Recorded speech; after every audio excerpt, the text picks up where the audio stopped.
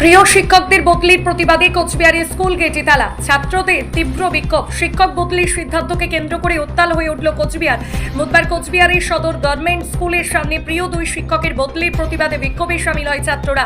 অভিযোগ, গৌতম স্যার ও সুখেন স্যারকে হঠাৎ করে অন্যত্র বদলি করা হয়েছে। এই সিদ্ধান্ত মেনে নিতে না পেরে স্কুলের গেট আটকে দীর্ঘক্ষণ ধরে প্রতিবাদ চালায় ছাত্ররা।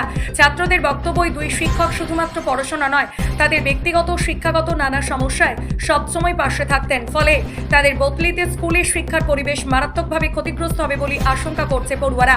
পরিস্থিতি উত্তপ্ত হয়ে উঠলে খবর পেয়ে কোচবিহার কোতোয়ালি থানার পুলিশ ঘটনাস্থলে পৌঁছে পরিস্থিতি নিয়ন্ত্রণে আনে। উপস্থিত ছিলেন টাউন বাবু। এদিন ছাত্রদের একটাই সাফ দাবি, প্রিয় শিক্ষকদের বদলি অবিলম্বে বাতিল করতে হবে এবং তাদের স্কুল ছেড়ে যেতে দেওয়া হবে না।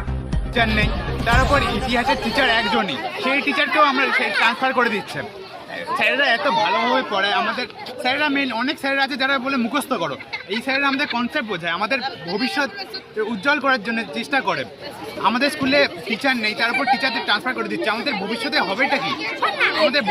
আমাদের ভবিষ্যৎ নষ্ট করে দিচ্ছে এরা। টিচারদের যদি ট্রান্সফার না কেন হয়, যে আমাদের ভবিষ্যৎ পুরো নষ্ট হয়ে যাবে। এর জন্য আজকে আমরা এখানে রাস্তা আটকেছি। কি নাম তোমার? অভিনব পাল। স্যারকে বাদ দেওয়া হচ্ছে,